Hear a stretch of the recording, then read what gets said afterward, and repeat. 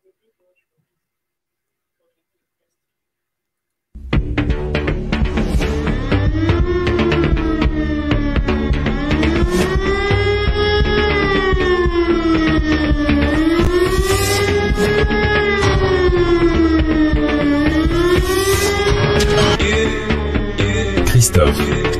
sur France Maghreb 2.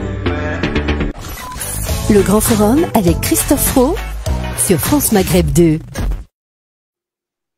Bonsoir, 18h33, bienvenue dans ce 8e jour de confinement sur France Maghreb 2, le Facebook de France Maghreb 2, Christophe Legrom, ensemble et avec vous jusque 20h sur votre Facebook. Ouais, j'ai du mal à dire radio. Non, c'est pas la radio.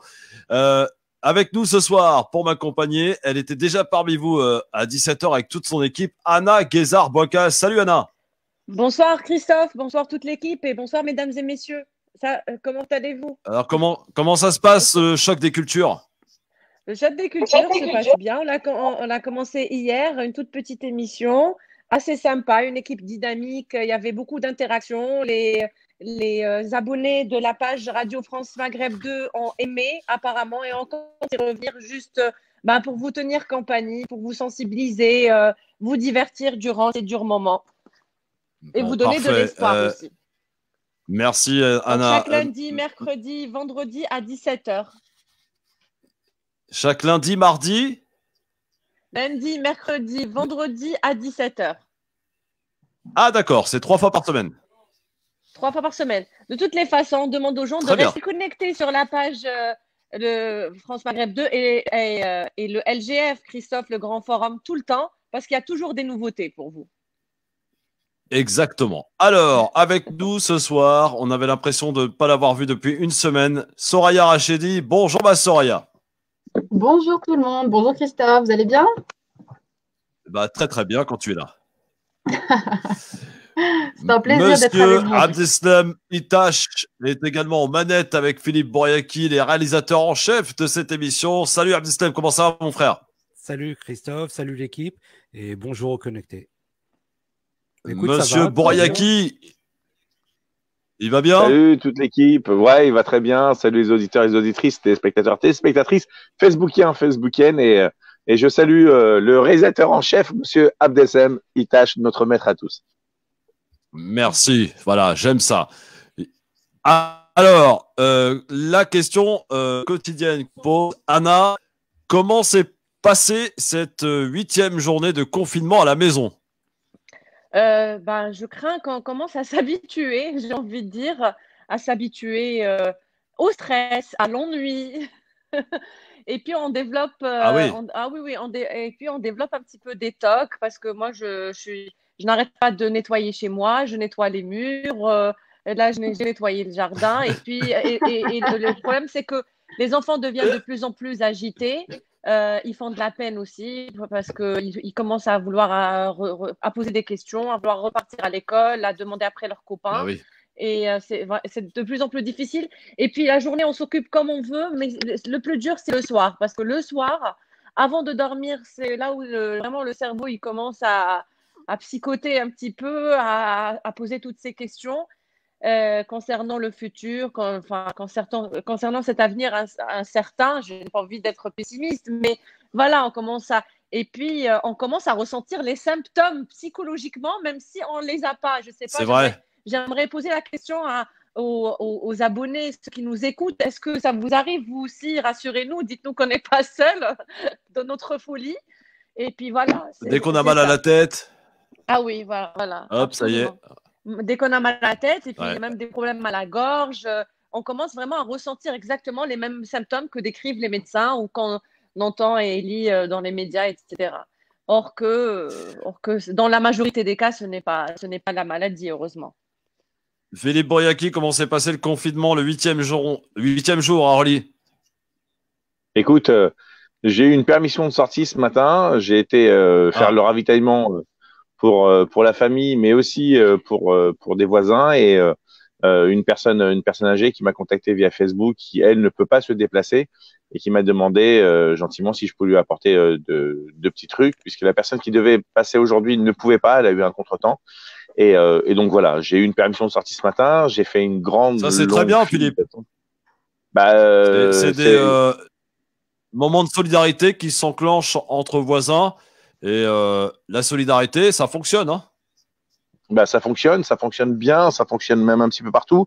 Je ferai la promotion d'une page qui s'appelle Covid Carrière sous Poissy Solidarité ou Entraide. C'est une amie qui s'appelle Sophie Rantz, qu'Abdeslam doit connaître d'ailleurs, qu'on a vu sur le collectif sans plus jamais sans mon ascenseur avec Fouad Ben Ahmed, qui fait des trucs vraiment formidables. Ça se voit partout, ça se développe. C'est la psychologue qui nous l'avait dit avant-hier, qui a beaucoup de solidarité. Et en temps de guerre, il n'y a que ça qui peut nous maintenir en vie.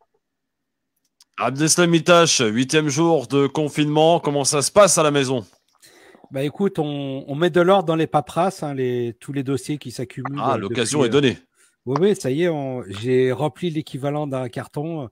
Bien sûr, je brûle tous mes documents dans le brûloir. Et voilà, on en profite, on essaye d'optimiser et de profiter de ce temps-là pour se recentrer un peu sur la maison, sur les dossiers qui étaient en attente et faire un peu d'administratif en attendant que l'administration veuille bien ouvrir pour pouvoir régler un petit peu. Oui, parce qu'il n'y a pas grand-chose d'ouvert, hein. Je suis d'accord. Non, il n'y a personne. Pas question. Il n'y a personne.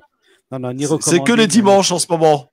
Ouais, tous les jours, c'est dimanche, en effet. C'est ça. Soraya Rachedi, 8e jour de confinement. Comment ça se passe du côté de Tremblay? Écoute, c'est mitigé. Enfin, je rejoins Anna sur ce qu'elle disait, qu'on commence à rentrer dans une certaine routine. Et c'est vrai que la semaine de vacances qui vient de se passer, c'était cool parce que ça a créé vraiment une rupture. Quand je dis cool, voilà, c'est en mode, c'était un souffle, un bon souffle que j'ai pris. Mais là, ça commence à manquer. Quand je vois le soleil dehors, ça frustre un peu.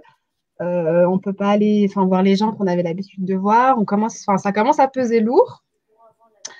Il y a beaucoup, je parlais avec des amis, on se disait qu'on était toute la journée en pyjama, donc il faudrait peut-être qu'on fasse tourner la garde-robe. Ceci dit, le point positif, c'est que ça réduit les machines à laver. Je ne sais pas pour vous, mais... Exactement. On s'habille. Ça réduit la machine à laver lorsqu'on n'a pas de personnes dans la famille qui continuent à travailler. Parce que quand on vit cette situation, on rentre dans une autre psychose. C'est devoir faire une machine tout en faisant attention. C'est tout un protocole à suivre, etc. C'est ça. Oui. Et ça, c'est un peu votre problème, mesdames. Ah. Je me désolidarise de toi, Christophe.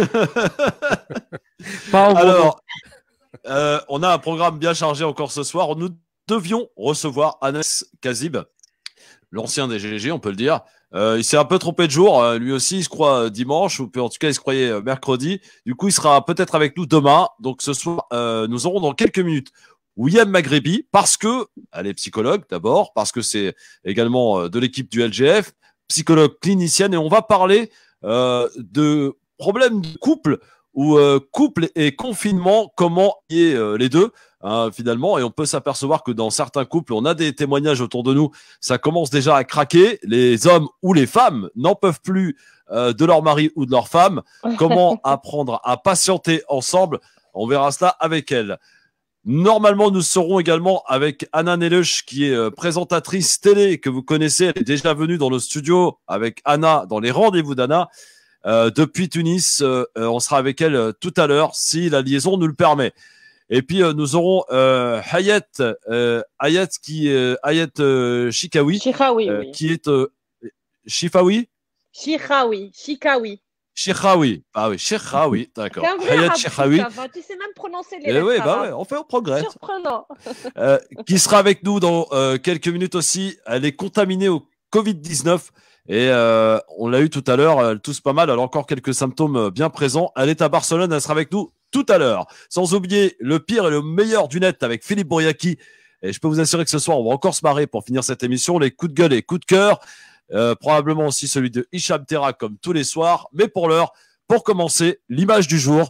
On a appris ce matin la disparition de la légende du saxophone, Monsieur Mani Dibango, à l'âge de 87 ans. Il était atteint en effet du Covid-19. Il nous a quittés. Je vous propose de revoir quelques-unes de ces légendes.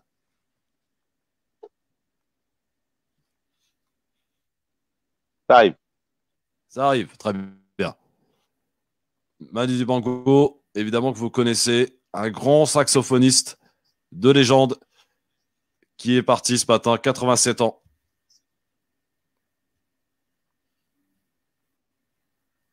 Et vous pouvez, je le rappelle, commenter avec nous cette émission. Vous interagissez, vous partagez, vous likez. On compte sur vous. C'est le grand forum et c'est tous les soirs à 18h30, les amis. Est-ce que c'est prêt, mon Fifi? Bah, écoutez, c'est lancé. Je ne sais pas ce que c'est. Il n'y a pas de son. Il n'y a pas de son. Non, il n'y a pas de son. Bon, je vous demande. Ce que je propose. Oui. On peut couper l'écho là derrière parce que c'est très. Voilà, merci. Ce que je propose, le temps, mon Fifi, que tu prépares la vidéo, qu'on passe à une autre vidéo, notamment un avocat des personnels de santé qui a complètement pété les plombs hier sur CNews dans l'émission de Morandini. Regardez ça.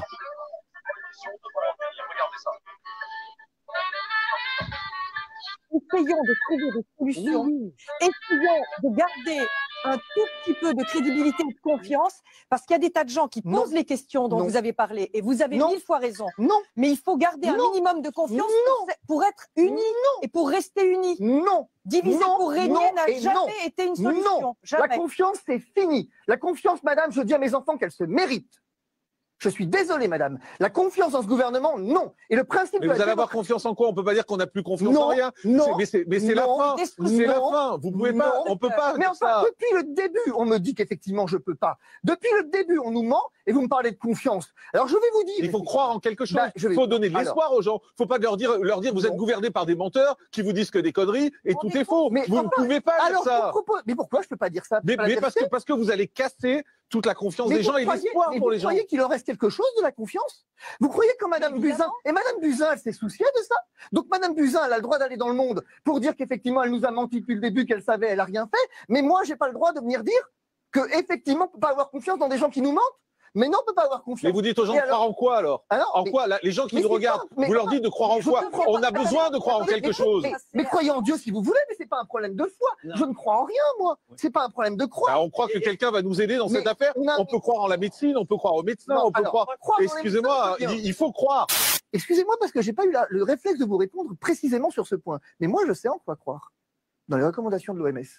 Test. Oui, mais on les a pas. Je veux bien, mais on les a pas. Est-ce qu'il n'appartient pas à une puissance industrielle, au lieu de communiquer sur les plateaux télé et de venir effectivement donner des chiffres de morts, de se bouger les fesses 5 minutes pour les trouver? Regardez, rien ne vous dit qu'ils ne les font pas. Regardez, LVMH. LVMH a réussi en un week-end à rapatrier effectivement des millions de masques là où l'État s'est montré défaillant. Alors juste là-dessus, on va s'arrêter un instant là-dessus, parce que Laurent Nunez était dans le 20h de France 2 vendredi, et il a dit qu'il n'y avait pas de problème de masques en France. Et il est seul. Alors écoutez, on l'écoute et vous commentez après.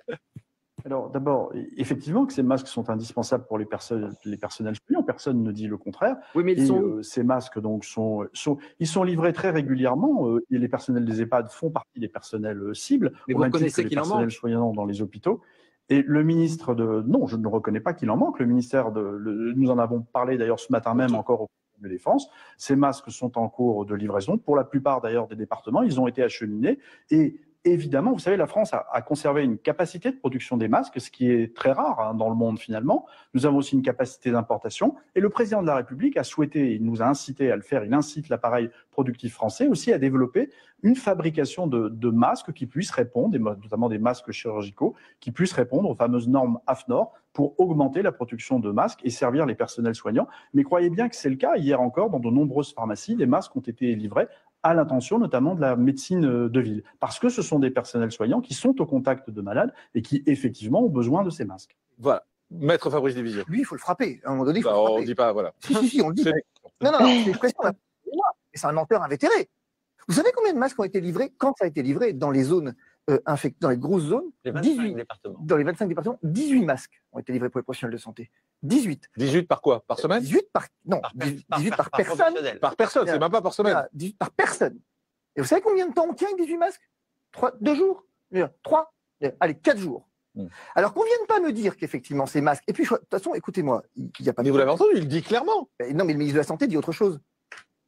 Enfin, je veux dire, qui encore aujourd'hui, il n'y a plus de débat sur les masques, enfin, pardonnez-moi, mais. La preuve que oui, puisque ça c'était vendredi, c'était pas il y a 15 jours cet extrait.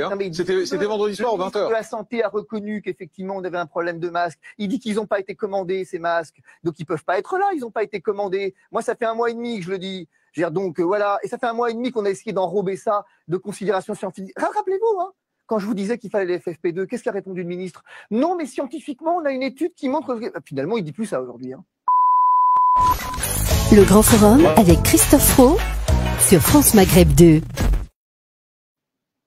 Incroyable, cet avocat sur CNews qui pète les plombs. Il est un peu énervé, un peu tendu. Anna, qu'est-ce que tu as retenu dans cet extrait? Alors, je suis là. J'ai retenu surtout les commentaires des internautes qui sont d'accord. Eh bien, oui, il a raison. On est dans un pays où la liberté d'expression est censée être un droit, Christophe. Et je me demande pourquoi Morandini lui coupe la parole, l'agresse, etc. Il y a beaucoup de questions, il y a beaucoup de points d'interrogation autour de toute cette épidémie, autour de ce qu'on vit tous les jours. Et puis, le peuple a le droit d'avoir des réponses, a le droit de connaître la vérité, tout simplement. Ouais. En commentaire, Inès Barry a écrit « Il a tout dit, cet avocat ». Eh ben non, non et non. Voilà. Merci Anna, en tout cas, de veiller aux commentaires sur Facebook parce que vous pouvez interagir, bien sûr, sur Christophe Le Grand Forum, sur France Maghreb 2. Christophe, si tu me permets, juste pour ceux qui nous... Enfin, j'imagine que tout le monde qui nous écoute et qui nous regarde sont chez eux, je l'espère en tout cas. Vous pouvez diffuser la vidéo en direct sur vos écrans pour que vous puissiez mieux voir le contenu quand vous diffuse les photos, les images, les vidéos, etc. Je viens de l'essayer et c'est beaucoup mieux.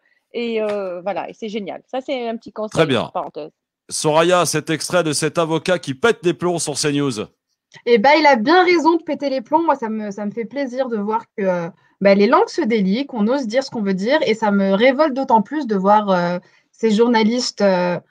Après, il n'est pas d'accord. Je me demande sur quoi il n'est pas d'accord. Il a peur que l'avis de cet avocat fasse que les Français se révoltent contre le gouvernement, qu'aujourd'hui, oh là là, attention.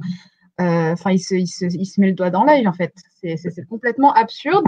Et c'est ce même Morandini qui a appris, qui avait la volonté d'apprendre une certaine science au docteur Raoult. Je ne sais pas si vous avez vu la vidéo.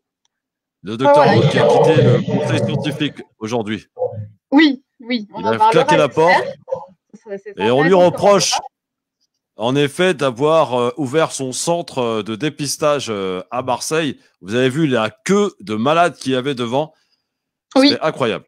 Et vous pensez qu'il a raison ou pas? Ça sera un autre débat. Non, alors, tu veux que je te dise? Ah oui, dis-moi. Moi, je suis dans l'expectative. Je vois tout le monde nous dire que le docteur Raoult serait le grand sauveur de l'humanité et qui va nous sauver avec sa recette miracle, son traitement, tous les personnes atteintes du Covid-19. Sauf qu'il ne faut pas oublier une chose, on est en période de test. Son test, il l'a fait sur 24 personnes, ça a marché sur 75%. Moi, je vous propose d'en reparler lorsque les résultats seront connus. Il ne faut pas s'emballer. Et je comprends en même temps que des gens s'emballent parce qu'on est dans l'inquiétude, on est dans l'expectative, mais il faut juste pas s'emballer. On est dans l'urgence surtout pour certaines Oui, non, mais d'accord. On est dans l'urgence peut-être, mais est-ce que c'est un moyen aussi de dire, voilà, il faut tout relayer sans avoir testé, en faisant croire aux gens qu'ils vont être soignés miraculeusement? Non, c'est pas vrai. Non, c'est pas vrai. Moi, je comprends le fait qu'il faille prendre avec des pincettes pour les personnes qui ne sont pas dans un stade vraiment avancé ou pour des personnes qui n'ont pas de symptômes, voire pour les personnes qui n'ont pas du tout la maladie. Mais en fait, moi, je me pose la question vraiment pour les personnes qui sont même pas entre la vie et la mort, parce qu'apparemment, ce médicament n'a aucun effet sur eux. Ça fait partie des 25%. Mais il y a des personnes qui peuvent être susceptiblement sauvées par ce médicament. Et est-ce qu'il ne faudrait pas l'essayer tout simplement? En fait, c'est ça la question. Pourquoi bloquer sur ce... Et je pense que ce n'est pas une question de médicaments, de formule ou quoi. Il y a des choses beaucoup plus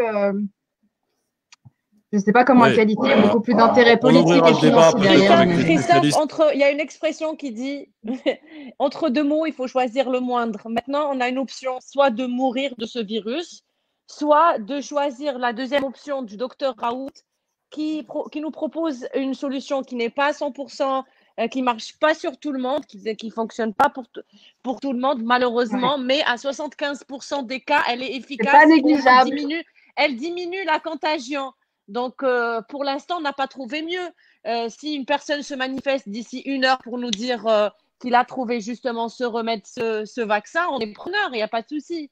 Et c'est le maire de Nice qui s'est permis de prendre cette petite pilule, non? Oui, exactement. Alors, on l'écoutera tout à l'heure. Philippe. Ouais. Écoute, je suis un petit peu partagé. J'ai envie de te rejoindre, Christophe, parce qu'il faut bien comprendre une chose. Bon, oui, se centralise. Allez, merci. Allez, salut. Vas-y, Philippe. Alors, si on pouvait ne pas être interrompu, ça serait super cool. Vas-y, t'inquiète, ça fait partie du jeu. Pour une fois que c'est pas moi. Pour une fois que c'est pas moi, Philippe. Quand Soraya t'interrompt, tu dis rien. Quand c'est les autres. Si, je l'ai déjà dit. Si, il crie dessus à chaque fois. Non, je te crie pas dessus, mais je le dis. C'est important de s'écouter parce que ça donne de la clarté au débat. Il faut penser aux auditeurs derrière qui pourraient ne pas apprécier la cacophonie. Alors, je voudrais dire la chose suivante. Effectivement, j'ai envie d'être très prudent là-dessus parce que on l'a dit, entre 50 et 70% de la population française vont être atteints par le coronavirus, le Covid-19 plutôt que le coronavirus, puisque le Covid-19 fait partie de la famille des coronavirus.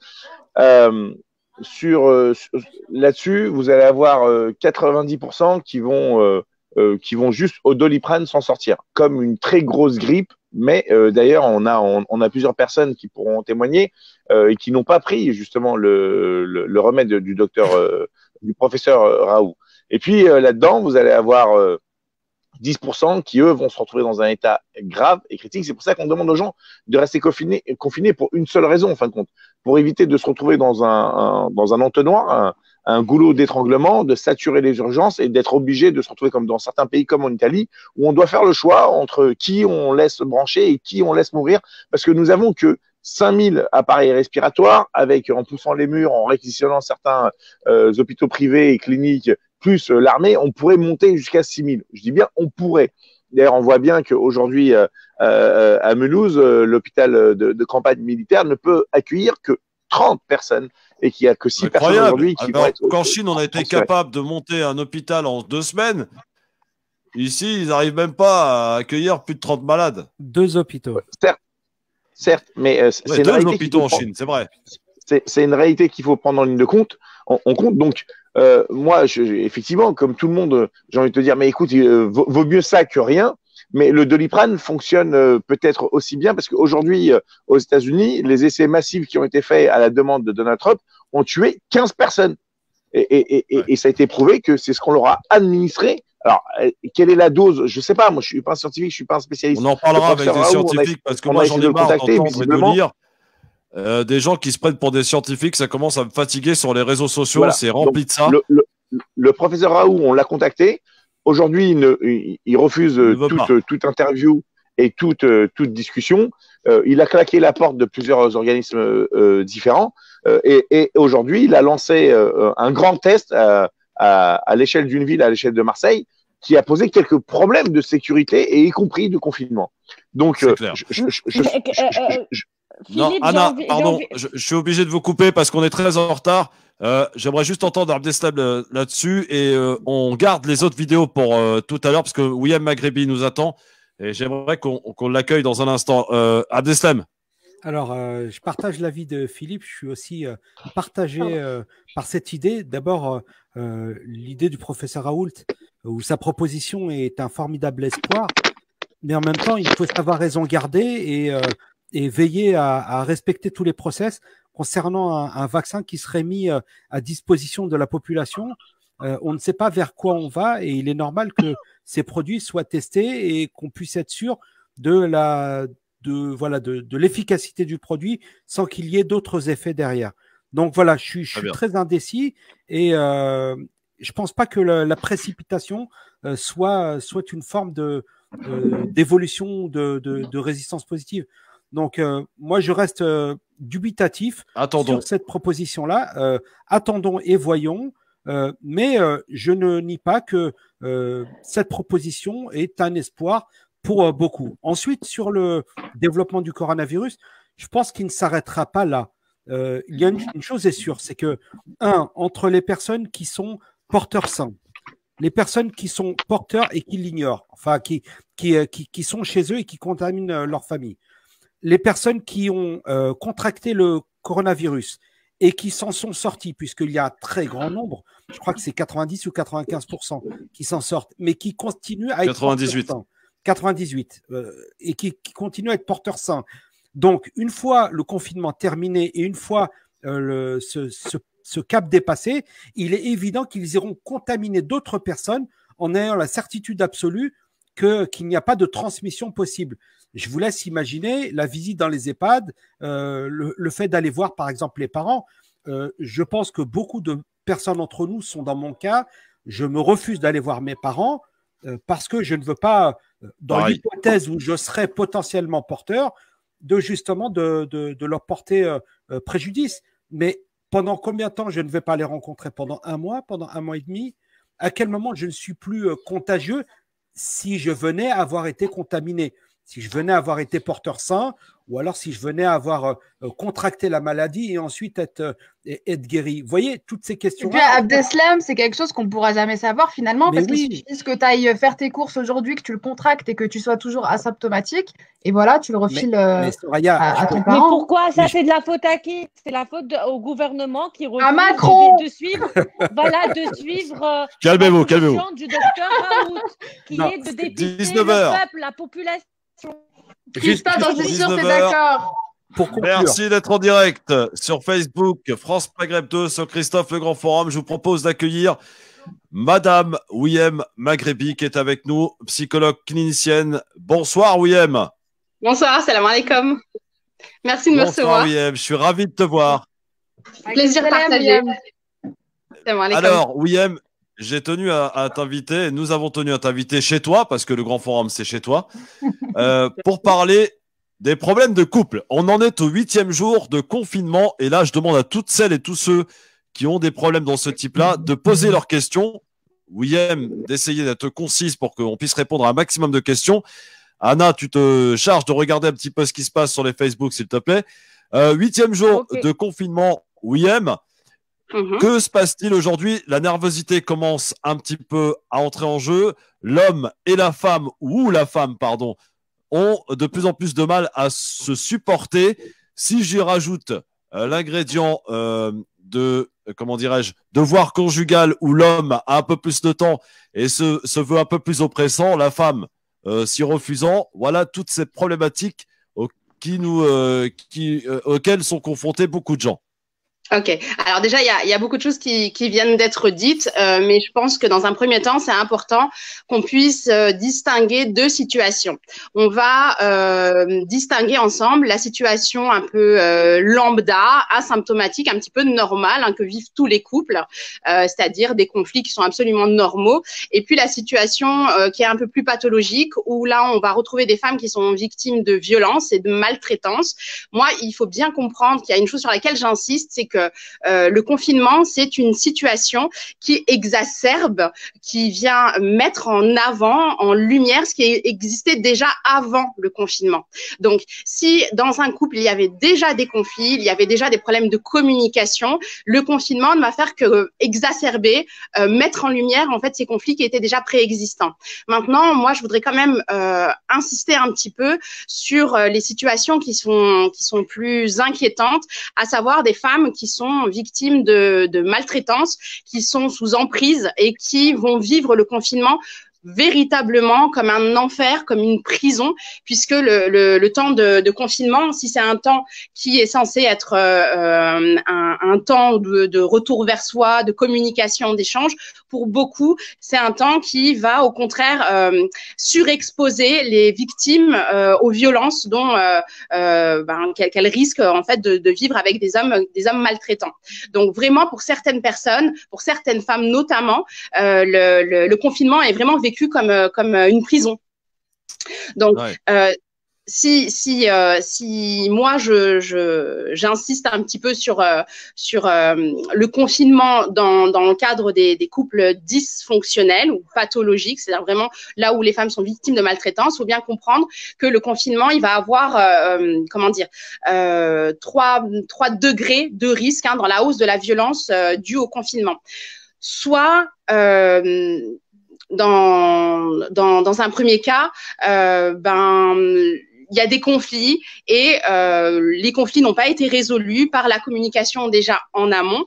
Là, en fait, la situation du confinement, ça va être un prétexte pour être un espèce d'exutoire, un dérivatif, un moyen pour les personnes qui ne savent pas s'exprimer, qui ne savent pas communiquer, pour se décharger en fait de toute leur frustration.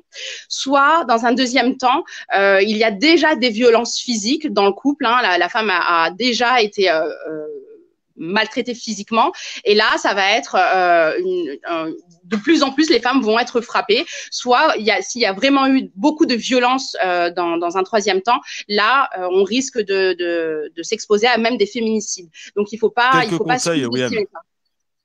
Quelques conseils. Pour les femmes qui sont victimes de violences physiques. Les femmes qui sont victimes ou les couples qui auront du mal à se supporter. Alors, ou les hommes qui sont victimes aussi, les hommes ou les hommes. Alors moi je dis les femmes parce que c'est quand même statistiquement, c'est quand même il y a une femme sur 5 dans le monde qui est victime de maltraitance, donc c'est quand même énorme. Déjà, il faut déjà qu'elles sachent qu'elles peuvent fuir. Qu'il y a beaucoup de lâches. Exactement. C'est pas parce qu'on est en période de confinement qu'elles n'ont pas le droit de s'enfuir, tout comme c'est pas parce que je suis en période de confinement que si j'entends ma voisine se faire frapper, si j'entends des cris, je peux aller taper à la porte et essayer de comprendre ce qui se passe, même si je garde la distance de sécurité, n'empêche que ça m'empêche pas d'être un minimum civique. Également, ce qu'il faut bien comprendre, c'est que c'est pas parce que je suis en période de confinement que je n'ai plus de droits. Les femmes qui sont victimes de maltraitance, et elles le sont encore plus dans les périodes de confinement, elles ont droit de se manifester, elles ont droit de composer le 17 par exemple en cas d'urgence, ou de contacter la plateforme de signalement des violences. Alors vous allez me dire ouais mais c'est pas facile non plus d'appeler le 3919 parce que j'ai mon mari ou mon conjoint ou mon amoureux entre guillemets qui est tout le temps avec moi, donc comment je fais? On peut essayer de prétexter des excuses comme aller acheter du pain, comme aller récupérer le courrier, aller aux toilettes, dans la salle de bain, essayer de trouver un moyen. J'ai une amie, par exemple, docteur. Envoyer un SMS, exactement, en sachant que le 3919, c'est un numéro d'écoute qui est maintenu, même si au niveau des heures, alors je vous invite à regarder sur Internet, mais il me semble que c'est entre 9h et 19h, c'est plus exactement la même tranche horaire, mais elles ont la possibilité, de toute façon, de se manifester et de demander de l'aide. William, mais c'est pas facile.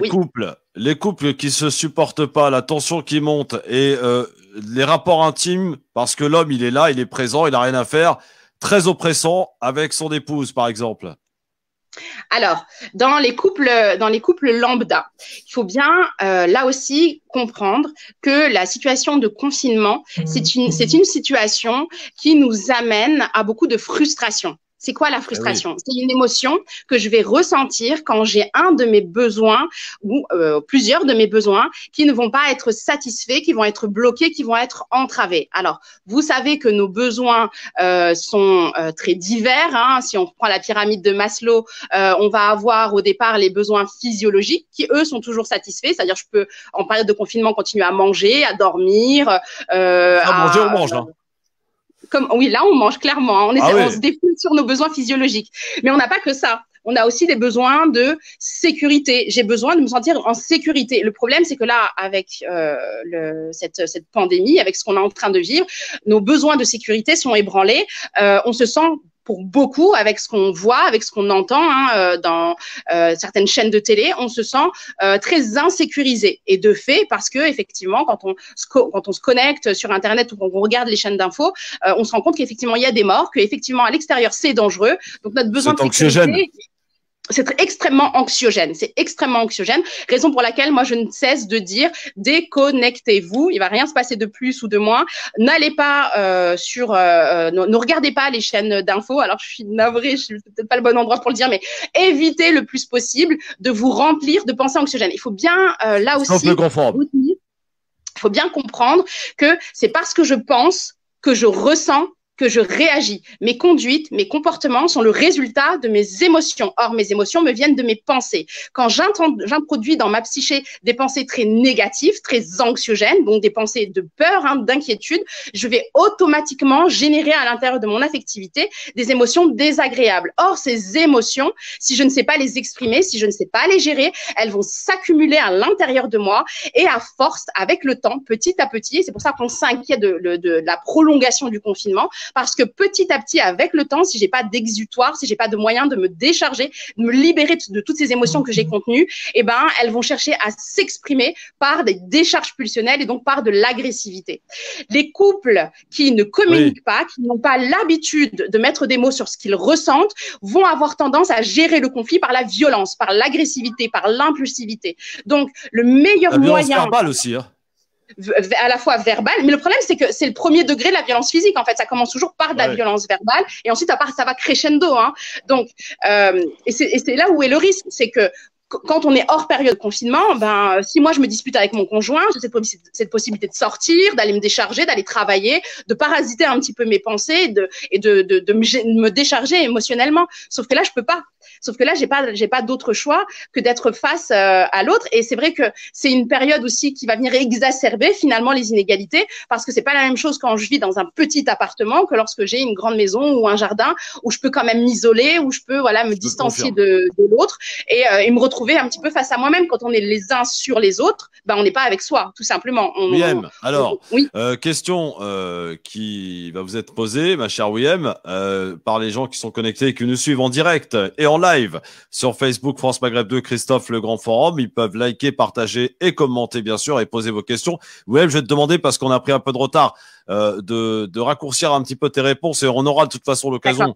Est-ce que tu reviennes? Et j'annonce d'ailleurs que tu seras en direct sur Facebook, je crois, à partir de jeudi, c'est ça? C'est ça. Jeudi à 11h. Exactement. De 11h à midi. Bon. De 11h à midi, vous pourrez lui poser toutes vos questions. Soraya Rachidi, est-ce qu'il y a une petite question pour la psychologue clinicienne William Maghrebi?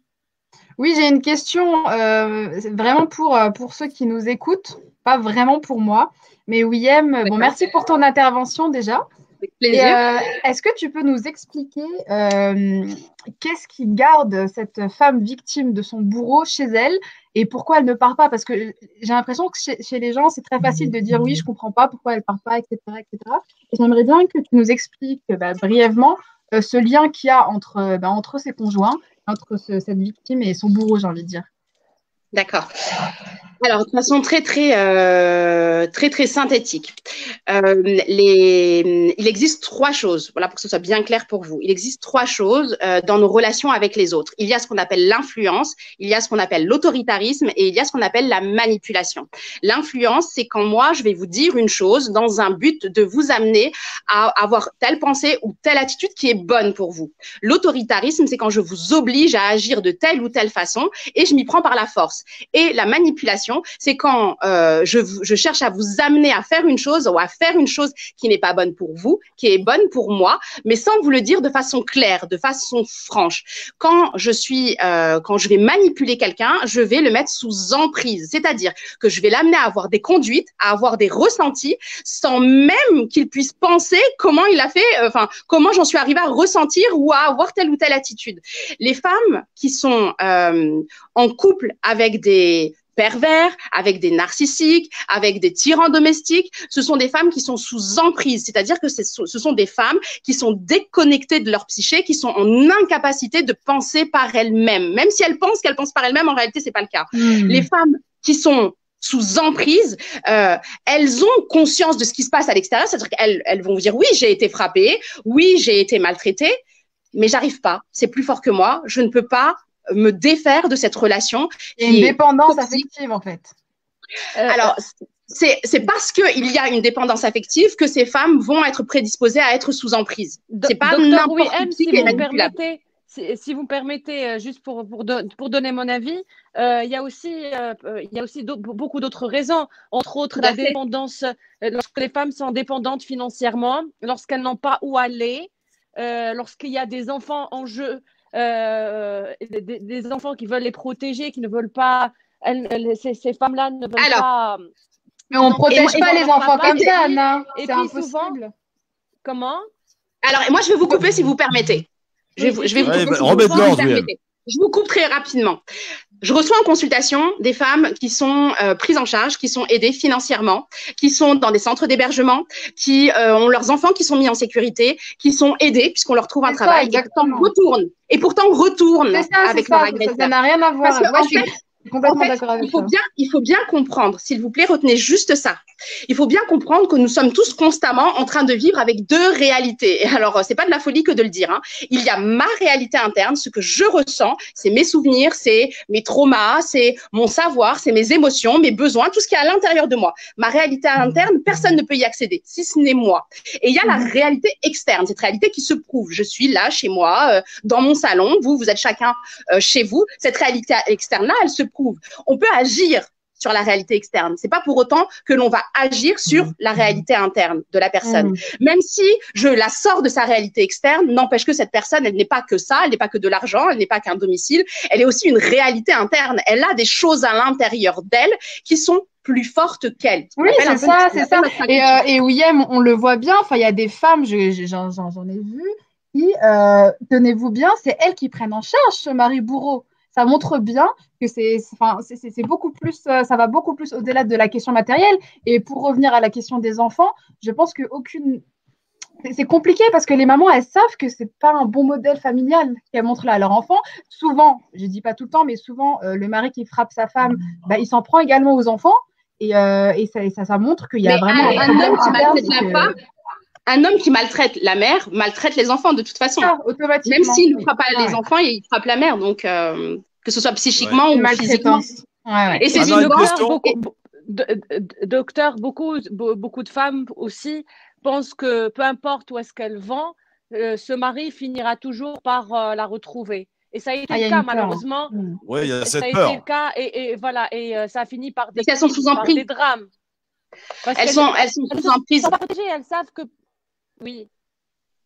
Allez-y. Vas-y, William. Non, je vous disais, elles sont sous emprise, elles sont terrorisées. Il faut bien comprendre, et ça s'exacerbe en période de confinement, il faut bien comprendre les stratégies qui sont mises en place autour de ces femmes qui sont sous emprise. La première, c'est celle de l'isolement. Le fait de les séparer de toute personne qui pourrait être une personne ressource, une personne aidante, toute personne qui pourrait la valoriser, qui pourrait lui renvoyer une image positive d'elle-même, elle va en être écartée. Petit à petit, elle va se détacher de ses affects, elle ne va plus du tout avoir confiance en elle. Elle va plus du tout avoir confiance en elle, se penser être capable d'eux, et parce qu'elle n'a pas confiance en elle, elle va difficilement en capacité justement de mettre en action, de mettre en œuvre des choses pour s'éloigner de cette personne qui, au final, pour elle, la rattrapera toujours. C'est un manque de confiance en elle, et c'est aussi un manque de confiance, bien sûr, en ceux qui sont autour d'elle.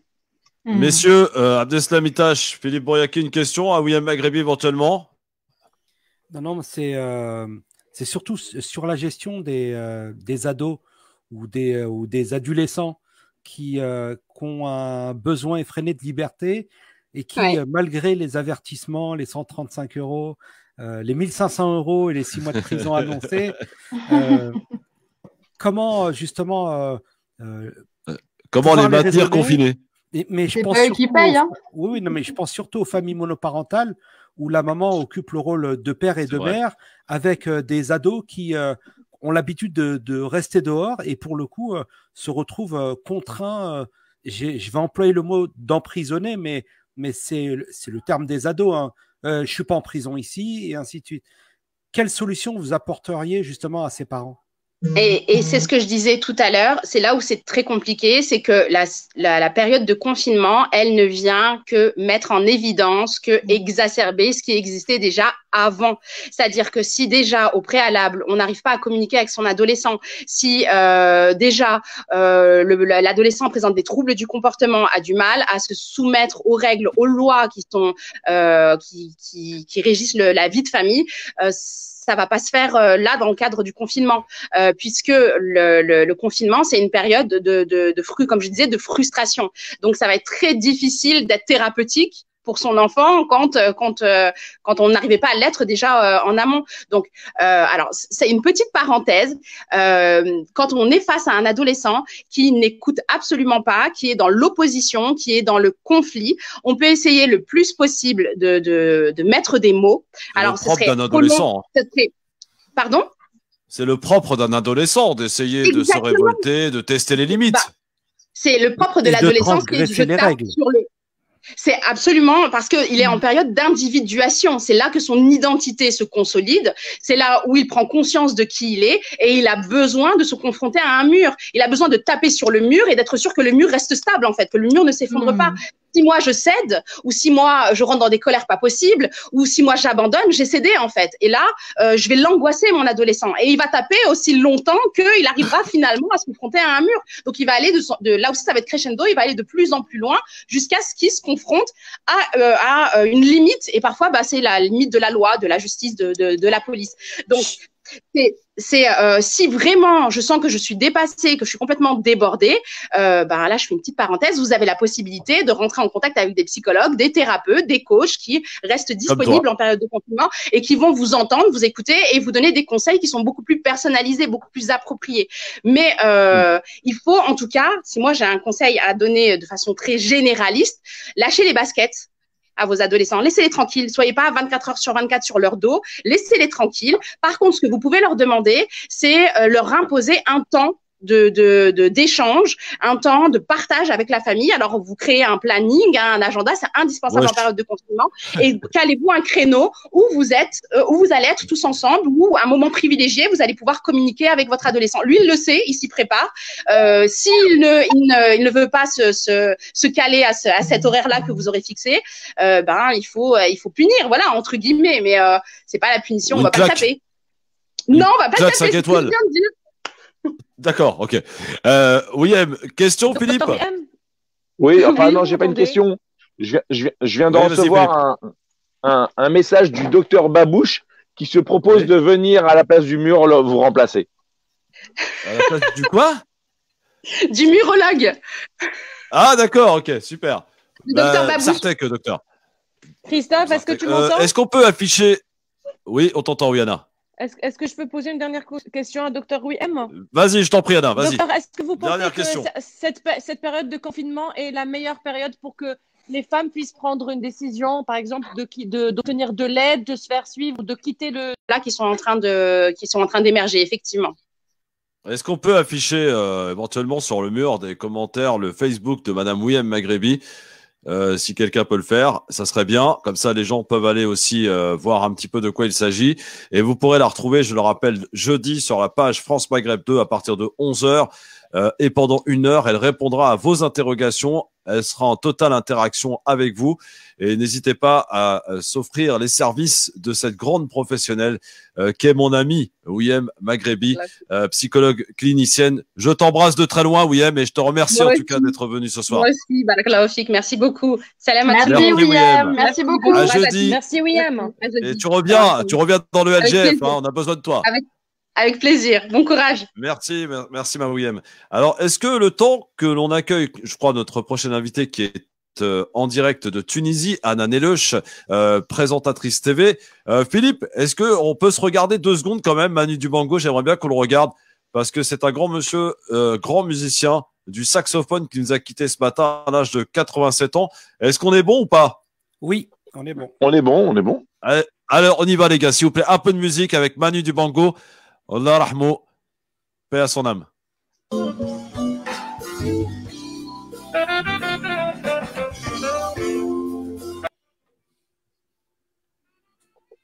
Effectivement, c'était court. Hyper Mais court. voilà, en tout cas, Manu Dibango. Vas-y, continue.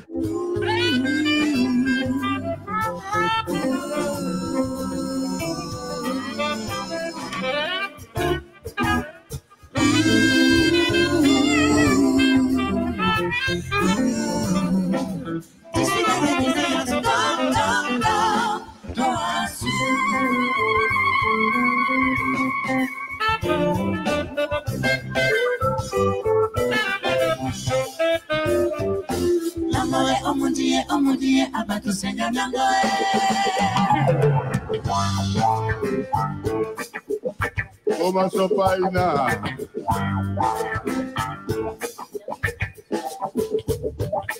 87 ans, il avait Manu Dibango. Il nous a quittés ce matin à l'âge donc de 87 ans du Covid-19. Paix à son âme. RIP, merci Manu de nous avoir fait vibrer avec ton instrument, le saxophone. Et je suis sûr que là où tu iras, tu en feras vibrer quelques-uns. Alors, nous allons tenter maintenant, si vous le voulez bien, de rentrer en communication avec Hanan Eluch, en espérant que ça passe en direct de Tunisie. Bonjour Christophe. Bonjour Hanan. Ça va? Est-ce que ça tu va très bien et toi? bien? Oui, on t'entend. Alors, Hanan, voilà. sois la bienvenue. Tu es donc en Tunisie. Je suis heureuse d'être avec vous. Oui, je suis présentatrice à la maison, TV. Comme voilà. Donc, alors, comment ça se passe le confinement en Tunisie? Alors, le confinement en Tunisie, c'est comme partout ailleurs, je suppose, c'est l'apocalypse. C'est la peur de l'inconnu. On ne sait pas ce qui va arriver. On ne sait surtout pas quand est-ce que ça va s'arrêter. C'est ça le problème. Et je pense que là, on rentre dans la phase critique parce qu'on a de plus en plus de cas, de plus en plus d'hôpitaux infectés, de cliniques privées infectées. Donc, c'est un peu le stress. Et voilà, l'armée est sortie dans les rues hier pour faire entrer les habitants. Vous m'entendez? Oui, on t'entend, Alan. Voilà, bon, aujourd'hui, on peut sortir, en fait, faire les courses exceptionnellement, mais dans le quartier. Il y a la police partout, alors on confisque la carte grise et on a une amende si on se fait arrêter. Donc, je pense que les choses sont à prendre au sérieux. Combien de cas en Tunisie, Hanan? Pardon? Combien de cas en Tunisie officiels? Alors, là, on en est à un peu plus de 150, je crois, avec 3 morts. Ouais. Mais il y en a beaucoup qui n'ont pas été déclarés parce qu'apparemment, il y a une clinique, enfin, hier à Tunis et un hôpital à Sfax. En fait, il y a eu deux patients qui se sont fait opérer et donc tout le corps médical a été touché, mais on n'a pas le chiffre exact. Est-ce qu'on a pris la méthode Raoult chez vous ou pas? Ah non. Non. C'est un peu plus compliqué. À Tunis, c'est il y a on a un manque comment de ça se moyens passe énorme. dans les médias, Hanan? Alors, les tu médias, travailles dans nous, les on a médias? arrêté, en fait. Ouais, nous, on a complètement arrêté l'émission. On a des rediffs. Il reste bien évidemment les informations. Là, samedi, on m'a proposé de faire un direct. C'est une émission généralement qu'on tourne 2-3 jours avant, mais il n'y a pas d'équipe de monteurs ni d'équipe, donc pas du tout de techniciens qui travaillent. Donc, on m'a proposé de la faire en direct. Je suis pas sûre d'y aller. D'abord pour donner le bon exemple, et puis c'est assez compliqué. Je vis avec ma maman qui fait un peu plus de 70 ans, donc c'est un risque à prendre inutile. Et je pense qu'on n'a pas besoin de divertissement en ce moment. C'est pas du tout le moment. Les gens ont besoin d'avoir des informations, de connaître, de savoir. Hanan, je sais pas si vous avez est-ce que entendu d'ailleurs. Est-ce que le peuple Oui. tunisien a pris conscience de l'importance de bien respecter le confinement? Oui, tout à fait. Heureusement enfin, pas heureusement, c'est un peu glauque à dire que l'Italie, enfin, c'est nos voisins, mais on a eu un exemple. Donc, les Tunisiens s'y sont pris un peu à l'avance. Ils ont eu peur. On a vu l'impact du corona. C'est terrible ce qui se passe là-bas. On a vu le nombre de morts aujourd'hui. C'était à plus de 700, je crois. C'est terrible. Je ne sais pas comment. En plus, on a eu la mauvaise nouvelle. Il y a un nouveau virus en Chine. C'est pas possible. Là, ça... Alors, on n'en voit pas la fin, Christophe. petite précision par rapport à cet hantavirus. C'est pas un nouveau virus. Il a fait des victimes au mois de janvier en Argentine, 14 morts. C'est pas un virus visiblement qui se transmet d'homme à homme. Il provient du rat. Ah. Il y a eu effectivement une première victime en Chine de ce nouveau virus, mais rien d'inquiétant pour l'instant. Pour l'heure, concentrons-nous sur le Covid-19 qui occupe tous nos esprits. Christophe, je te posais une question, Hanan. Oui, bien sûr, Anna, t'es chez toi ici. Bonsoir.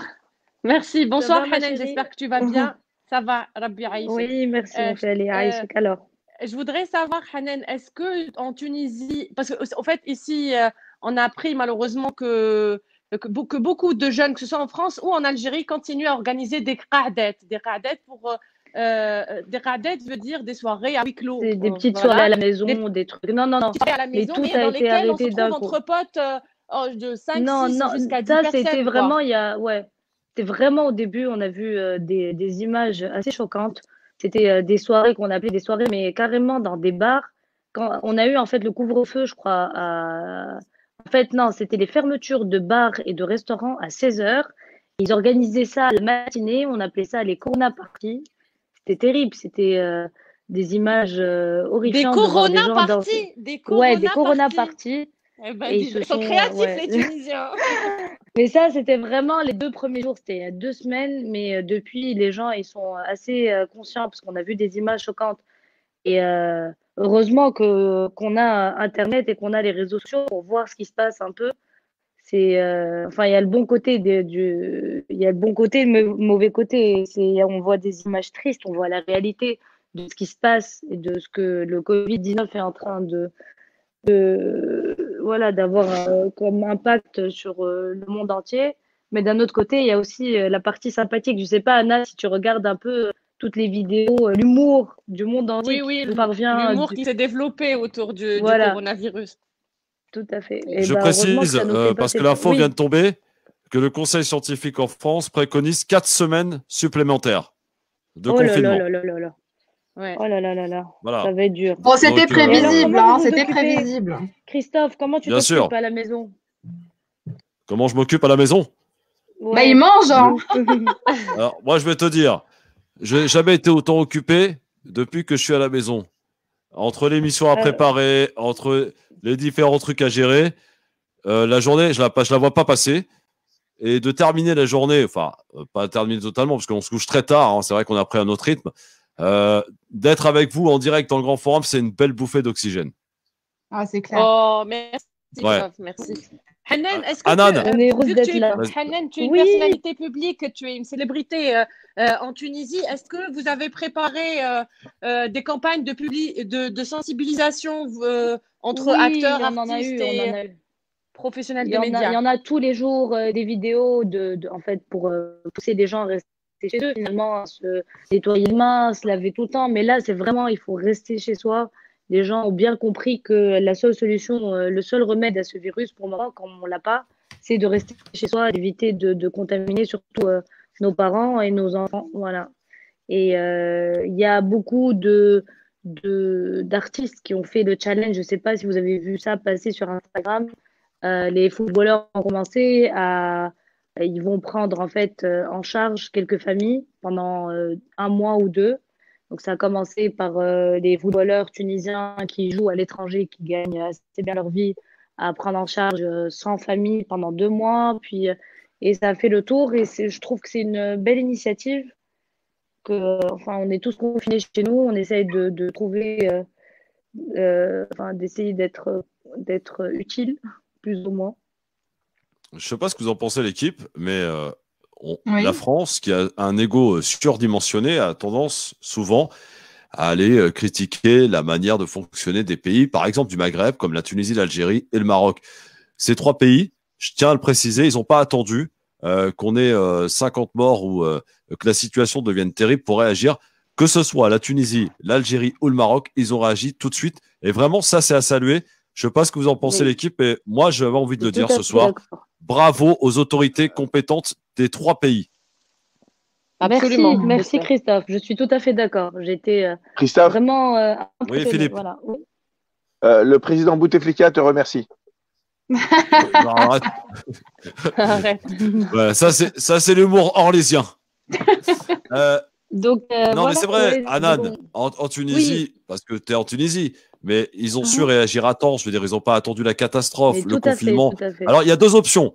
Il y a deux pays qui choisissent le confinement et d'autres pays, comme la Corée du Sud, par exemple, qui ont opté pour le dépistage massif et d'isoler ceux qui sont positifs au Covid-19. Peu importe, Ouais, quoi mais qu'il en c'est- soit, il pourrait agir tout de suite. C'est ce qu'ils ont Et su pas faire. que, hein, La pas que. Tunisie Il y dans a le plusieurs confinement. pays qui ont suivi ce modèle-là. Hein. Franchement, ça se c'est transmet tellement rapidement. Christophe, n'oublie pas qu'au Oui, Anna. au Grand Maghreb, on a un personnel médical très compétent. Nos médecins, nos chefs de Mais service sont pas très assez de compétents. moyens. Et ce sont Voilà. eux, voilà, et ce sont eux qui occupent les hôpitaux ici en France, en Italie, où la plupart Exact. des Et hôpitaux qui font le en sale Europe boulot. sont occupés par des Maghrébins. Qu'on salue d'ailleurs. Mais c'est ça, C'est Anna, vrai. ils Non, mais tu as sont, ils raison. sont, Ouais, bravo, ils sont vraiment très bravo, on est en train compétents. de Ils voir sont des très images compétents, incroyables, très mais émouvantes. Hier, j'ai vu une vidéo passer sur Facebook des médecins qui craquaient, qui étaient en sanglots par terre, ils n'en pouvaient plus de fatigue. Donc, il faut les remercier parce qu'ils sont là pour nous, alors qu'on on nous demande que rester sur notre canapé, de regarder des films. Voilà, en attendant que cette mauvaise phase passe. Je Voilà. suppose Et, qu'en Tunisie, comme en France et partout dans le monde, il risque d'y avoir un taux important de divorce et un taux important de natalité. Tout à fait, on va avoir un baby boom. D'ailleurs, il y a un jeune Tunisien, c'est un humoriste français d'origine tunisienne, Hakim Gemili. Je ne sais pas si tu connais Anna, mais il est en train de nous tuer avec des vidéos hyper sympathiques. Il nous fait passer le temps et c'est grâce à lui qu'on survit là, du coup. Et, si Il tu fait peux des nous mettre en contact avec lui pour qu'on le fasse intervenir sur le Voilà, LinkedIn, là, on je est reconnais preneurs. bien, Anna. Oui. Bravo, Voilà, hein. bravo, Anna. Je pense Business pas, is business. tu perds pas le nord. Exact. Elle perd pas le nord. Ouais, Hanan, voilà, elle perd pas le nord. je veux te demander quelque chose officiellement ce soir. On est confiné dis-moi, Christophe. aussi et on est parti pour quelques semaines. Est-ce qu'on pourra faire un point régulier sur la situation en Tunisie avec Mais toi, bien Hanan? sûr. En Bien quelque sûr, sorte, avec c'est ça, grand notre plaisir. envoyé spécial en Tunisie. J'oublierai jamais ma première émission avec toi, Christophe. On en avait tous les larmes aux yeux. Oui, vrai. c'était beau. Voilà, C'est vrai, c'était c'est magnifique. vrai. Magnifique. Merci, Et Hanan, j'espère qu'on en tout refera cas, une autre d'être venu ce soir. après le confinement, en ayant les larmes aux yeux, mais des larmes de joie et de bonheur, De la joie joie, de se Inch'Allah, retrouver, Inch'Allah. Inch'Allah. Christophe, Allez, merci Cheikh. de nous aimer. Merci de nous aimer, Christophe. On t'aime Voilà. tellement. non, arrêtez. Christophe, Je vous kiffe. embrasse. Et je vous envoie un peu de soleil. Hein. À Paris, je ne sais pas s'il fait beau. On ne le voit pas trop, le Il soleil. fait beau, mais, il fait beau. Il fait Voilà. Christophe, C'est froid. C'est trop Oui, mignon. Philippe. oui, je viens de recevoir le texto du mari de Hanan. Il a dit, moi aussi, je n'oublierai pas la prochaine émission que je vais faire avec toi. Non, il sait Ah, très toi, bien t'es qu'Anne, l'avocat elle est de tout le célibataire. monde, Et hein. d'ailleurs, elle passe toujours une annonce chez Christophe. Anne cherche à se marier, hein, s'il y a un bon entendeur. On arrive, Merci, on arrive. Hanan. Bon, à très bientôt. Et je vous attends. on reste en contact Ouais, pour suivre ce bisous, qui se passe en ciao, bonne Tunisie. soirée. Merci beaucoup, Merci, au revoir. Hanan Ah, mais- Eluch, Au revoir. présentatrice Au revoir, TV. merci. Au revoir, Anna. merci Hanan. Alors, on enchaîne avec une autre invitée, si vous le voulez bien. On est maintenant en Espagne dans cette émission. On voyage beaucoup de Tunisie. On file en Espagne à Barcelone avec Hayat Cheikhaoui qui est avec nous. Hayat, bonsoir. Bonsoir. Est-ce que Hayat nous entend? Le micro est coupé. Bonsoir je crois. Hayat. Oui, oui, Ça y est, ça très y est. bien. Oui, oui. Bonsoir, Bonsoir. Hayat. Alors, on vous a invité parce que vous êtes à Barcelone et vous êtes contaminé Oui. au Covid-19. Comment l'avez-vous appris? Est-ce que à vous avez fait, été oui. testé? Oui. Comment ça s'est Pardon? passé, Hayat? Racontez-nous. En fait, je suis une personne qui, enfin, mon travail consiste à voyager parce que Ouais. je vends du marbre un peu partout dans le monde. Et donc, mais jusqu'à il y a 8 jours, j'étais encore en déplacement, en voyage, d'aéroport en aéroport. Donc, j'ai dû certainement, d'après les médecins, le contracter dans les aéroports. Peut-être. Quels ont été les premiers symptômes, Hayat? En fait, au début, c'était Hayat? un malaise au niveau de la cage thoracique. Voilà. Oui.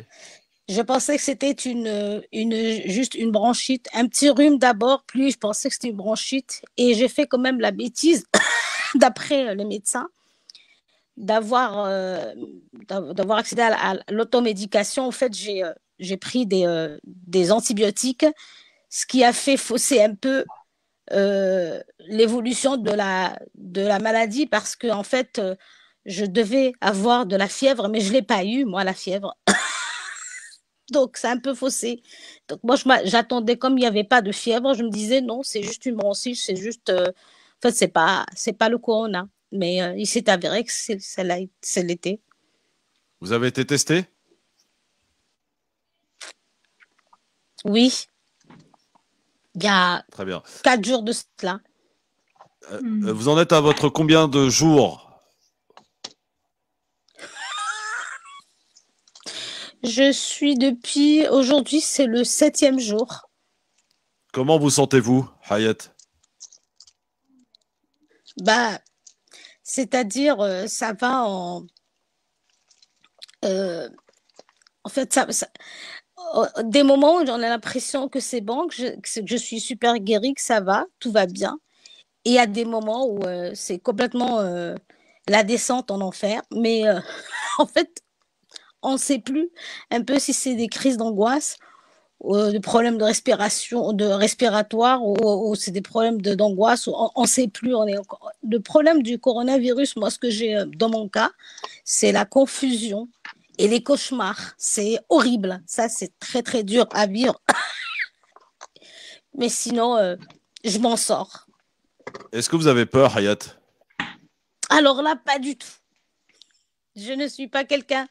En fait, je suis complètement... je suis une personne qui est super positive, dans le sens où c'est pas positif juste par les mots, mais j'ai toujours été j'ai toujours suivi des séances de Reiki, dans la loi d'attraction. J'écoute beaucoup mon énergie. Je sais qu'en fait... ça fait très longtemps que je ne regarde plus les informations, plus les médias. Je m'en fous de ce qui se passe dans le monde. Enfin, je prends que les trucs positifs de la vie. Donc, j'essaie de... la peur, je connais pas. Non. Justement, vous avez du monde dans votre foyer? L'angoisse. Ouais. Pardon? Est-ce que vous avez du monde dans votre foyer? J'ai mon fils que j'ai pas vu depuis déjà 7 jours. Ça me fait mal. Ça me fait mal. Ouais. Je suis ce qui me peine le plus, c'est ça. C'est de ne pas voir mon fils. Ça me rend dingue. J'en peux plus. Et puis je fais beaucoup de cauchemars. Hier. Oui. Allez-y, à propos des cauchemars. Eh ben, hier, par exemple, mon cauchemar, c'était, enfin, je me vois beaucoup tomber dans le vide. Ça, c'est horrible comme cauchemar.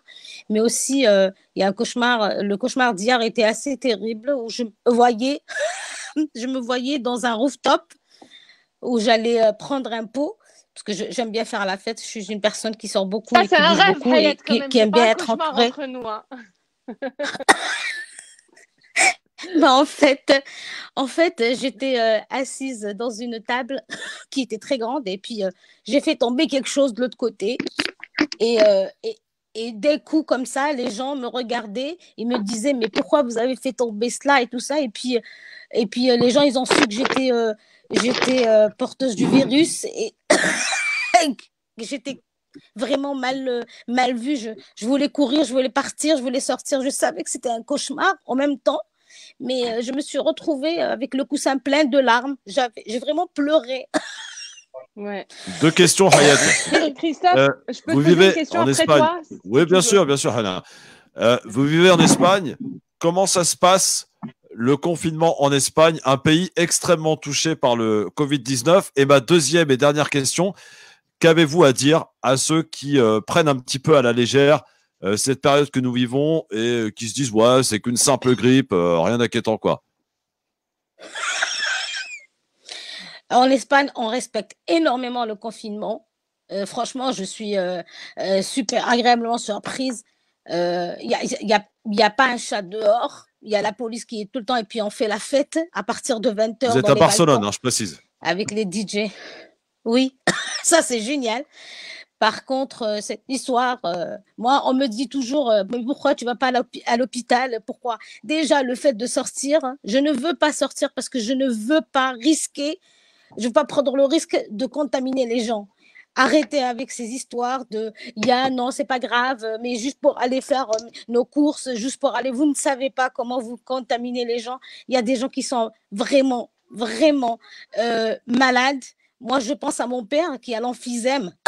Je ne pense pas qu'il puisse, s'il vient à être contaminé, je ne pense pas qu'il puisse s'en sortir. Parce que moi, je suis vraiment, j'ai aucune pathologie. Les gens qui ont des pathologies, franchement, j'ai du mal à croire qu'ils puissent s'en sortir s'ils ont ce virus-là. Donc, s'il vous plaît, oui, il faut rester à la maison et arrêtons de faire des...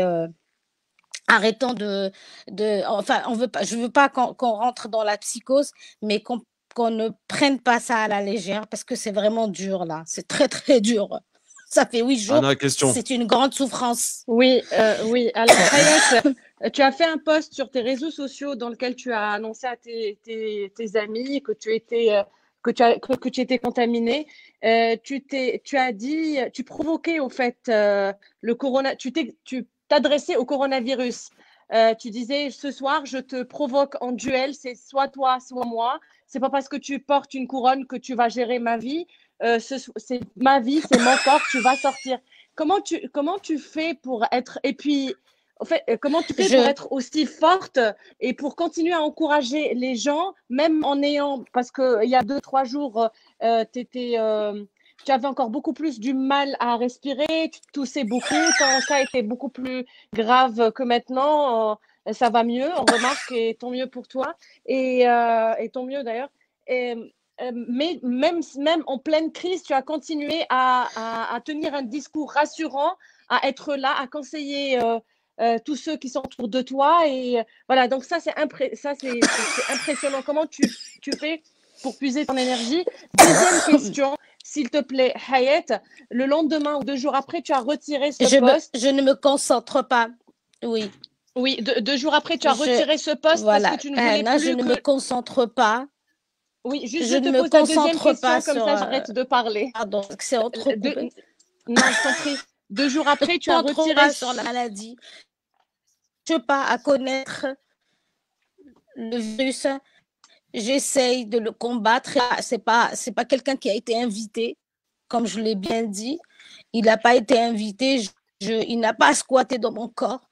Je n'ai pas besoin de connaître d'où vient le corona, ni j'ai envie de savoir comment il va partir. Ça, c'est les scientifiques et les médecins. Ils font le travail. Moi, mon travail, c'est la foule que je vais guérir et qui va sortir de mon corps, quel que soit. Il faut qu'il sorte de mon corps parce qu'il ne fait pas partie de mon corps. C'est ma vie et je me bats pour ça. Je n'ai pas besoin de me mettre à savoir d'où il vient, où il part. Je n'ai pas besoin de le connaître. Je ne cherche pas à savoir comment il va partir. Je veux mettre de la lumière sur ma guérison, sur la santé. C'est justement ce que devrait faire, devrait faire. Les scientifiques qui sont là pour travailler, pour nous trouver le médicament ou le vaccin, de penser maladie, pensant santé, guérison. Voilà.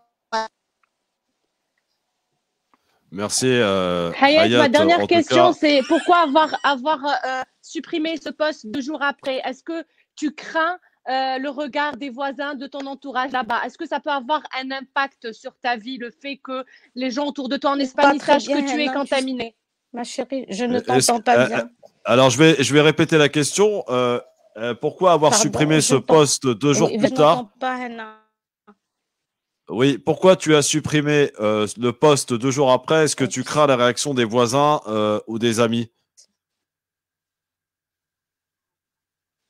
Franchement, je n'ai pas. Je crois que. C'est entrecoupé. Hayat. Alors, parce que Christophe, beaucoup de contaminés font face à ce genre de problème. La plupart cachent même qu'ils sont contaminés pour ne pas être exclus de la société. Ouais. Hayat, est-ce Je que sais si pas. tu m'entends, on peut retenter la dernière question de Anna? Pourquoi avoir supprimé ton Vraiment, post 2 jours plus tard? Bon, alors c'est pas grave. Merci beaucoup en tout cas, Hayat Cheikhaoui, d'avoir témoigné et on te souhaite prompt rétablissement, guérison, Inch'Allah.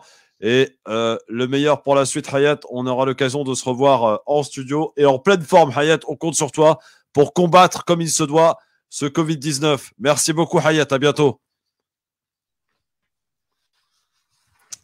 Voilà. Nous étions en Espagne, les amis, à Barcelone. Vous avez compris, hein, c'est pas une rigolade, hein, le Covid-19. Soraya, on rigole pas. Hein. Ouais, son témoignage, il m'a un petit peu touchée quand même. Ça se voit que c'est une battante. Je vois beaucoup d'invocations pour elle parmi les commentaires que je soutiens. Et oui, on voit que c'est pas des bêtises. Elle est hyper responsable de dire qu'il faut pas sortir, qu'elle a peur pour les gens. Elle voit pas son fils, elle se prive de son propre fils pendant 7 jours, tandis que d'autres sont complètement inconscients en fait de la gravité des choses. Donc je l'embrasse fort et j'espère la retrouver, comme tu as dit, en pleine forme après cette maladie. En studio. En studio, ouais. Alors, sachez que ça y est, hein, c'est quasiment acté. Le conseil scientifique qui s'est réuni aujourd'hui a décidé, et le gouvernement devrait suivre, en tout cas. C'est ce qu'a annoncé vraisemblablement le ministre de la Santé. C'est parti pour 4 semaines supplémentaires de confinement, sachez-le. Donc là, on a fait la première semaine, il nous en reste 4. On était finalement dans ce qu'on prévoyait dès le départ, hein, autour de 45 jours. Rien de bien étonnant. Sauf mais que là, c'est pas exclu que ça soit encore rallongé. Hein. Ah, bien sûr. Mais pour l'instant, déjà 4 semaines. C'est pas... Donc ça veut dire que les premiers jours de Ramadan, les amis, ça sera à la maison confinée. Et ça va être une autre paire de manches. Ouais. Oui, j'entends Anna qui râle. Et je peux le comprendre. Je râle comme beaucoup de femmes musulmanes. Ouais. Alors, le temps, il me restait des vidéos à vous faire passer. Je pense qu'on va les garder pour demain, notamment le professeur Eric Combe qui a poussé aussi son petit coup de colère hier sur BFM TV. Et puis, on avait également autre chose, je ne sais plus quoi. Voilà, c'est sur ma feuille, mais je vais le retrouver tout à l'heure. Estrosi. Ah, on se le fait, Estrosi, ou pas? Parce qu'il paraît qu'il est guéri. Il a utilisé, lui, Estrosi, la méthode Raoult. Et il en est fier, le maire de Nice, qui a lui imposé, comme Robert Ménard, vous voyez un petit peu le genre d'espèce de maire, l'état d'urgence le soir dans sa ville, donc à Nice. D'ailleurs, Faiza Ben Mohamed, qui va se prêter à un exercice, paraît-il, ce soir à sa fenêtre, on va voir ce que ça va donner. Elle risque d'être interpellée, hein, je ne sais pas. Quoi qu'il en soit, Christian Estrosi, maire de Nice, parle de sa guérison de ce Covid-19. On y va et on regarde.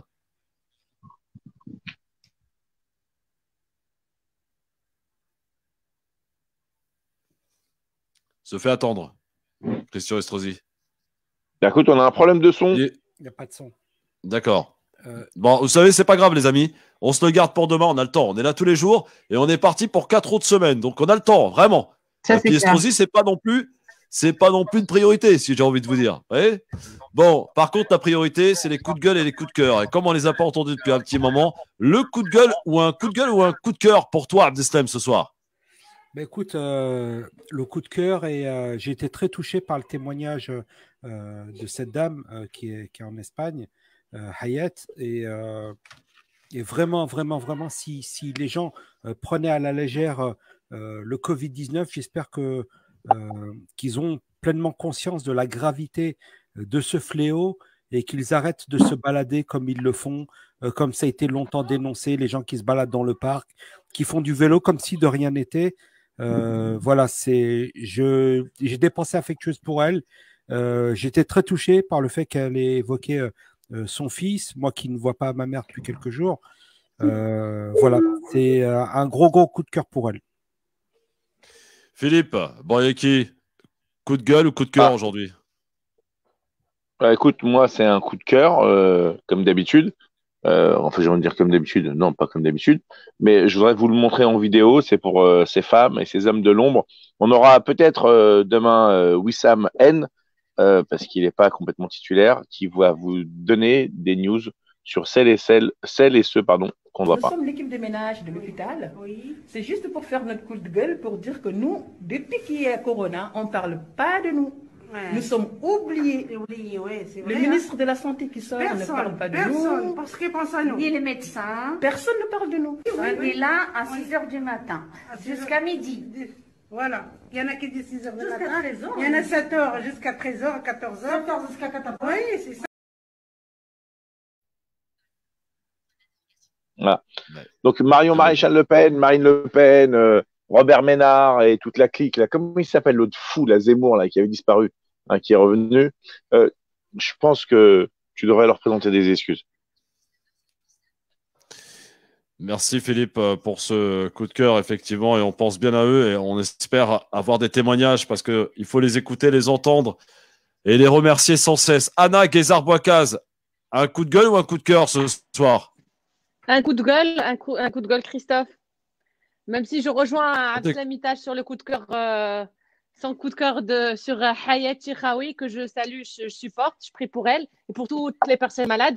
Mais mon coup de gueule, ce soir, j'aimerais le pousser contre, au fait, ces médecins qui ont été, j'ai appris autour de moi que beaucoup de personnes du corps médical ont découvert qu'ils étaient contaminés et leurs supérieurs ou patrons, parce que des fois, c'est des personnes qui s'occupent de personnes âgées. Leur patron leur dit de continuer à travailler, de porter un masque et de continuer à aller à travailler. C'est complètement irresponsable, inconscient, venant d'un organisme qui est censé donner l'exemple. C'est ça mon coup de cœur. Merci, mon Anna. coup de gueule, pardon. Soraya, coup de gueule ou coup de cœur ce soir? J'ai envie de passer un coup de cœur pour. Ça peut être redondant parce que je pense qu'on le dit un peu tous les soirs, mais à cet élan de solidarité que, en fait, ça nous rend plus humains ce confinement, plus responsables et ça nous recentre sur les bonnes questions. Donc, un gros coup de cœur à toutes ces personnes qui se remettent en question et qui commencent à ouvrir leur regard sur l'autre à côté.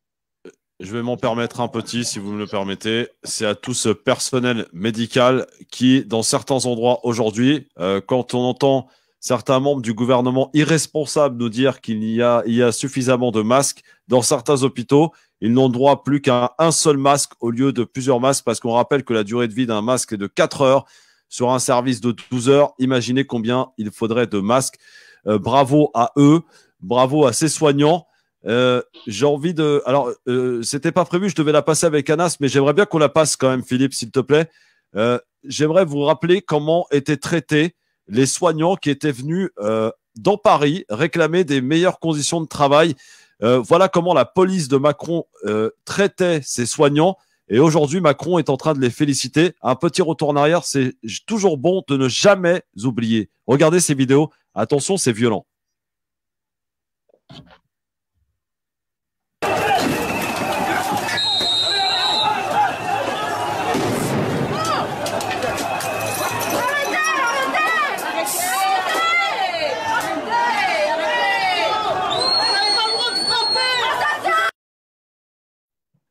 Voilà comment la police.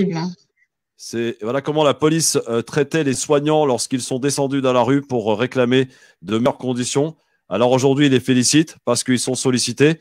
Vous savez qu'aujourd'hui, même ceux et celles qui sont atteints du Covid-19 doivent aller travailler et porter ces fameux masques quand il y en a. Il n'y a pratiquement plus de gel hydroalcoolique dans les hôpitaux en France. Oui, je parle bien de la France, la 5e puissance mondiale aujourd'hui, qui est en défaillance de gel hydroalcoolique, qui est en défaillance de masques et dans les mensonges permanents et quotidiens de ce gouvernement qui patauge dans la communication du gouvernement. Je me suis permis, parce que je n'en peux plus, d'entendre des mensonges et qu'on mente à sa population lorsqu'il s'agit de la santé des Français. On ne rigole pas avec.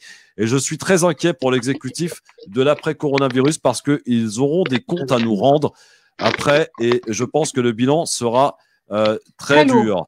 Très lourd, effectivement. Je ne sais pas si vous partagez mon avis, l'équipe, mais voilà. Non, mais Christophe, je soutiens ce que tu dis. Là, on voit clairement que les services publics, c'est le ciment, c'est le socle social qui nous sauve aujourd'hui et qui nous porte.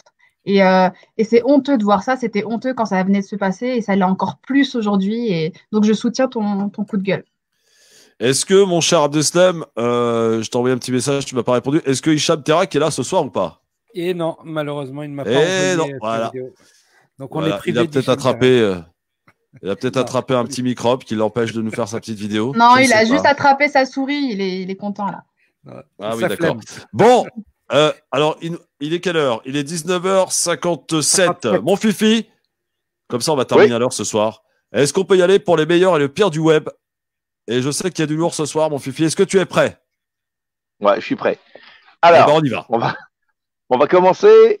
Excusez-moi, hop, je me mets en place, 2 secondes. On va commencer par un homme qui n'a pas très bien compris comment ça marche un ordinateur. Ok, d'abord, ouvre le dossier. Tu vois le document? Oui. Bon, alors lance-le. Ça marche pas. Mais comment ça? T'es bien sur le bureau? Oui, c'est bien sur le bureau. Bon, ferme la fenêtre et on recommence.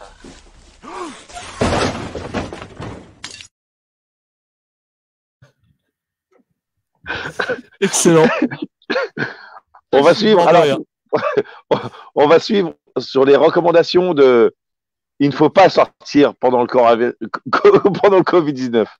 من فيك المال خلاط امك تجي المغرب واه جيت ولاش تجي راه ما عندناش حتى السبيطار قال امك غير الدري قسم دير في حصيره قال امك بغيت فرنسا يا خلاط امك علاش تجي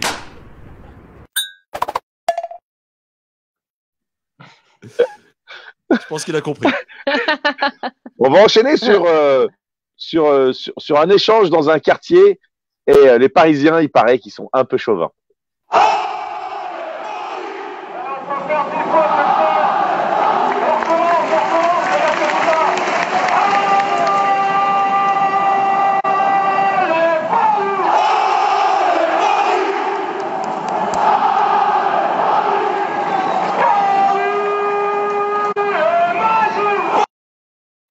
Yes. Paris est magique, spécial Il disait dédicace. quoi? Il disait quoi? Paris est magique? Paris est magique. Paris est magique. Paris est tragique. Oui, oui, bien sûr. Avant-dernière vidéo. Oui. Papy retrouve un petit goût d'enfance, mais avec quelques années de plus.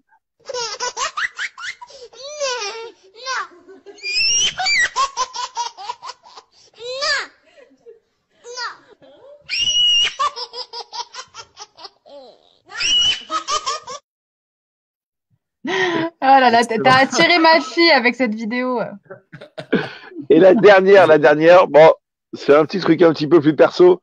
C'est mon fils Alan qui a du mal à comprendre ce que c'est le confinement. T'as pas entendu les consignes? On t'a dit confinement. Confinement, on a dit. Confinement. Confinement. Ah, c'est fichu, hein. Bah, c'est un vrai français, écoute. Hein. Voilà. Écoute, chers amis, je crois qu'il est 20h.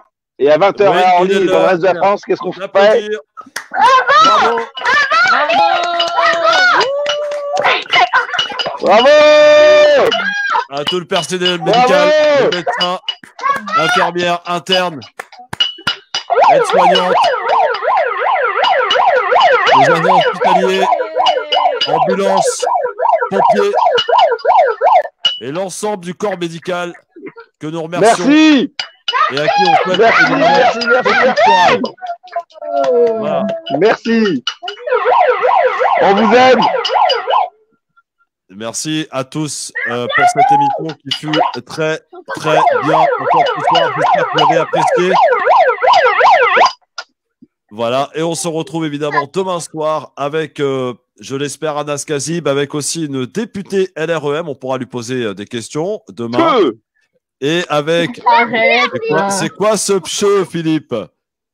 C'est comme dans les Simpsons. Ouais, en plus c'est l'heure des Simpsons. Donc demain, député LREM, nous aurons aussi un agent hospitalier normalement avec nous. Quoi qu'il en soit, vous l'avez compris, le Conseil scientifique a rendu sa décision ce soir. Il y en aurait pour 4 semaines supplémentaires minimum de ce confinement. On a fait 1 semaine. Ça va être plus que le ramadan pour le coup, parce que si on ajoute la semaine déjà effectuée, ça nous fera 5 semaines. Peut-être qu'on ne sera pas encore au bout de nos peines. Quoi qu'il en soit, on sera là tous les soirs pour vous accompagner. Et demain, à 17h, ne manquez pas Anna Guézard-Bocas pour le choc des cultures à 17h avec toute son équipe. À ne pas louper. Yes. Et demain soir, nous, on sera là avec Gamal Abina demain, avec Sabrina Sebaï aussi et nos invités. Merci beaucoup, ma Soraya. Bah, merci à toi, merci à vous l'équipe, c'était super. Passe une excellente soirée. Je t'embrasse très fort, Anna, de très loin. Merci, j'embrasse toute l'équipe. Merci, mesdames Merci, et messieurs, Anna. de nous avoir écoutés, d'avoir été nombreux à interagir. Et je remercie particulièrement Abdeslam et Philippe qui sont d'une efficacité exemplaire et qui pourraient être très bien embauchés par C8, sauf que je les garde avec moi parce que c'est vraiment du lourd. Merci à tous les deux, Abdeslam et Philippe. Vous me régalez chaque soir et grâce à vous, cette émission a lieu et grâce à vous, elle a lieu de la meilleure des manières et d'une gestion presque parfaite parce qu'on s'améliore de jour en jour. Merci mon Philippe, merci mon Abdeslam. Merci les gars, merci à tous et à demain. Jusqu'à la fin du confinement. Exactement, et on n'oublie pas, on reste chez soi. Et restez chez vous. Restez chez vous. À l'écoute de votre émission Le Grand Forum, 18h30. Ciao.